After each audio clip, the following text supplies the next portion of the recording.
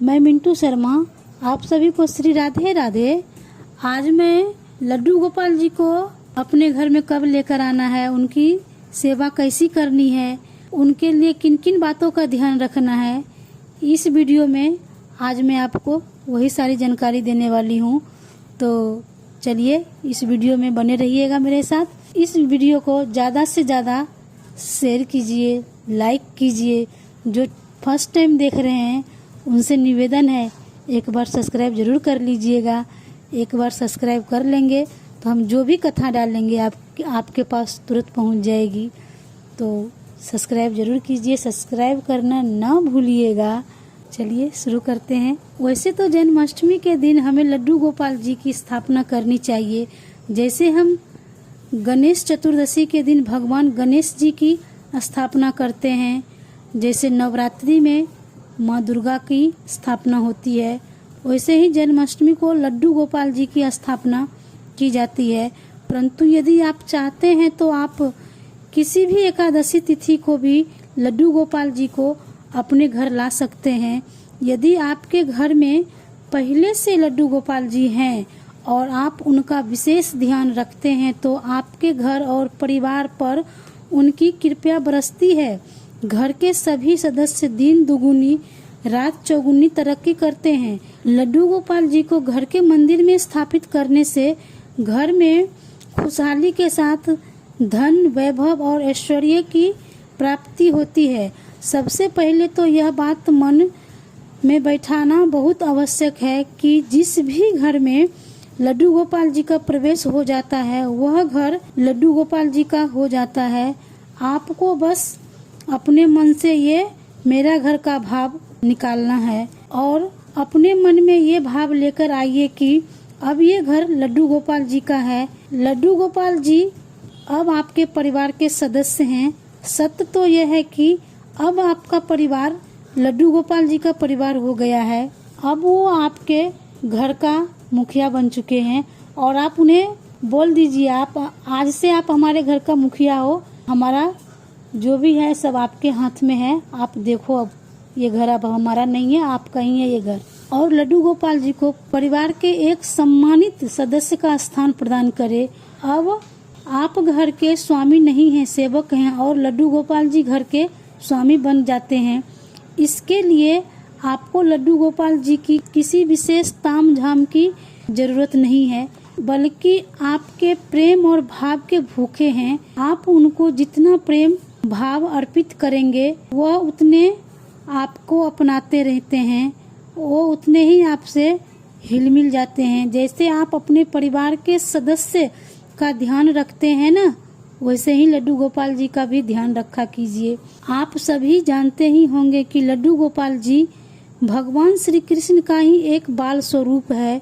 तो आप जैसे अपने घर में अपने बच्चे का ध्यान रखते हैं वैसे ही लड्डू गोपाल जी भी आपका बच्चा है और आप उन्हें भी अपना बच्चे के तरह ध्यान रखिए। उन्हें प्रतिदिन अपने बच्चे के तरह ही सुलाएं और सुबह होते उन्हें उठाएं और उन्हें प्रतिदिन स्नान कराएं। उन्हें प्रतिदिन स्नान कराना आवश्यक है, किंतु स्नान कराने के लिए इस बात का विशेष ध्यान रखें कि जिस प्रकार घर का कोई सदस्य सर्दी में गर्म पानी और गर्मी में ठंडा पानी से स्नान करते हैं, उसी प्रकार से लड्डू गोपाल जी का भी स्नान के लिए मौसम के अनुसार पानी का चयन करें। पंचामृत से भी उनका स्नान कराएं। हर एकादशी और हर पूर्णिमा को आप उनकी स्नान पंचामृत से कराएं। पंचामृत बनाने के लिए ज़्यादा कुछ नहीं लगती है, वो सब सामान आपके घर में होगा ही। गाय का कच्चा दूध ले लीजिए, गाय का घी ले लीजिए, मधु ले लीजिए, मिश्री ले लीजिए और थोड़ा सा शुद्ध पानी ले लीजिए और उसमें थोड़ा सा तुलसी का पत्ता तोड़ के डाल दीजिए।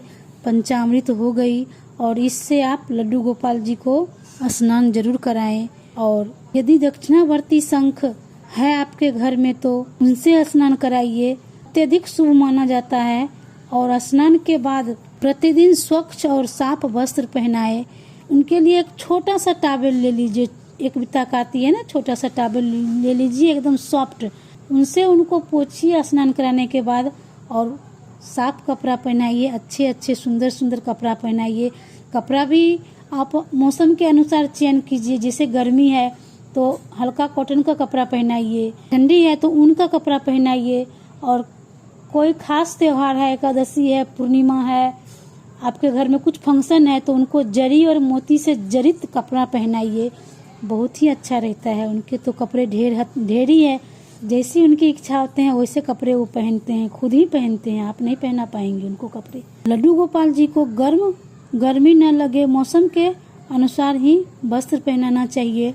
और जिस तरह से आपको भूख लगती है उसी प्रकार से लड्डू गोपाल जी को भी भूख लगती है, और उनके भोजन का ध्यान रखें। भोजन के अतिरिक्त सुबह का दूध और शाम का दूध भी उनको दिया जाता है। और प्रतिदिन लड्डू गोपाल जी को पूजा अवश्य करें, परंतु पहले गणेश जी की पूजा करें, उसके बाद लड्डू गोपाल जी की पूजा करें। उन्हें चंदन अवश्य लगाएं और उनके सर पे एक तुलसी का पत्ता जरूर डालिए। जिस दिन उनके सर पे तुलसी का पत्ता नहीं जाती है उस दिन उनके सर में बहुत पीड़ा होती है, तो इस बात का आप लोग जरूर ध्यान रखिए। लड्डू गोपाल जी की पूजा करने के बाद उन्हें भोग लगाइए। उनको बिना भोग लगाए आपको खाना नहीं खाना चाहिए। उन्हें भोग लगाने के बाद ही तो भोजन प्रसाद बन जाती है, और उन्हें भोजन कराने के बाद परिवार के सारे सदस्य को भोजन करनी चाहिए। और आपके घर में कोई भी खाने की चीज़ बाहर से आए, जैसे कोई फ्रूट लाए, मिठाई लाए, कुछ भी लेकर आइए, तो उसमें से सबसे पहले आप लड्डू गोपाल जी को अवश्य दीजिए, उनका हिस्सा जरूर निकालिए। और आप लड्डू गोपाल जी से प्रेम पूर्वक बात कीजिए और उनके साथ खेलिए। जिस प्रकार घर के सदस्य को भोजन कराते हैं उसी प्रकार उनको भी प्रेम से भोजन कराइए।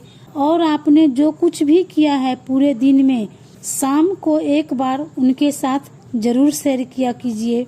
जैसे आपके घर में बच्चे को खिलौना बहुत पसंद है, वैसे ही लड्डू गोपाल जी को खिलौना बहुत पसंद है।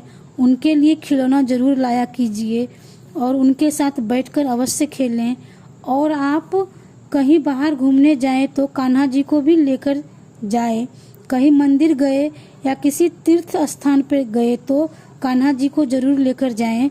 और लड्डू गोपाल जी से आप कोई रिश्ता जरूर बनाएं, जैसे कि आप उनसे भाई का रिश्ता बनाएं, पुत्र का, दोस्त का, गुरु का, और कोई भी रिश्ता क्यों न हो, जो भी नाता लड्डू गोपाल जी से बनाएंगे उसको पूरे प्रेम और निष्ठा से निभाइए। फिर देखिए आपको कितना आनंद आता है, और आप उनके बिना एक पल भी नहीं रह सकेंगे। और उनको आप एक बहुत प्यारा सा नाम दे दीजिए। जैसे आप अपने बच्चे को नाम से पुकारते हैं ना, वैसे ही आप उनको उनके नाम से पुकारिए। जैसे लल्ला, कन्हैया, गोपाल, मोहन, मुरारी, कुछ भी एक प्यारा सा नाम दे दीजिए और उनको उसी नाम से पुकारा कीजिए। प्रतिदिन रात्रि में लड्डू गोपाल जी की शयन अवश्य कराएं। जिस प्रकार एक छोटे बालक को प्रेम से सुलाते हैं उसी प्रकार से उनको भी सुलाएं, थपथपाएं, लोरी सुनाएं। किसी भी घर में प्रवेश के साथ ही लड्डू गोपाल जी की प्राण प्रतिष्ठा हो जाती है, इसीलिए उनको मात्र प्रतिमा न समझे, घर के एक सदस्य के रूप में ही उनके साथ व्यवहार करे। यदि आप किसी काम से बाहर जाना चाहते हैं तो घर की एक चाबी लड्डू गोपाल जी को सौंप कर जाएं और बाल गोपाल से बोलिए, मैं बाहर जा रही हूँ घर से, थोड़ी देर के बाद मैं आ जाऊंगी, आप अपना ध्यान रखिएगा। घर में तामसिक चीजों का प्रयोग एकदम से बंद कर देनी चाहिए। जैसे आप बच्चे का जन्मदिन मनाते हैं वैसे ही उनका भी जन्मदिन पूरे धूमधाम से मनाइए।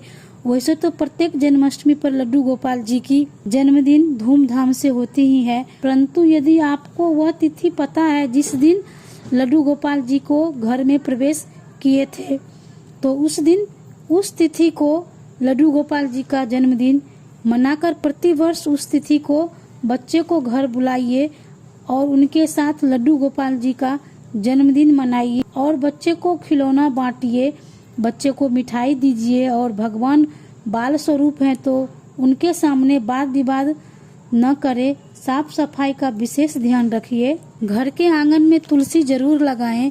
वैसे तो और भी बहुत सारे नियम हैं जो भक्त अपने श्रद्धा और भक्ति के अनुसार उनकी सेवा किया करते हैं, परंतु इन बातों पर ध्यान दिया जाए तो लड्डू गोपाल जी को सफलता से प्रसन्न किया जा सकता है और उनकी कृपा प्राप्त की जा सकती है। आप लोगों से जैसे बन पाते हैं वैसे उनकी सेवा कीजिए।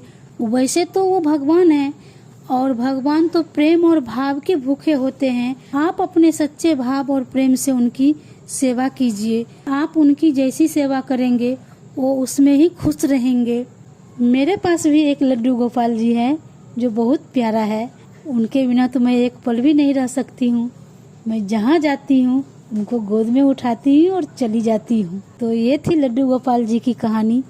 आप उनको कैसे ला सकते हैं, उनकी कैसी सेवा कर सकते हैं, वो तो भगवान है, प्रेम के भूखे हैं। तो चलिए, ये कथा आप लोगों की कैसी लगी एक बार कमेंट में ज़रूर बताइएगा।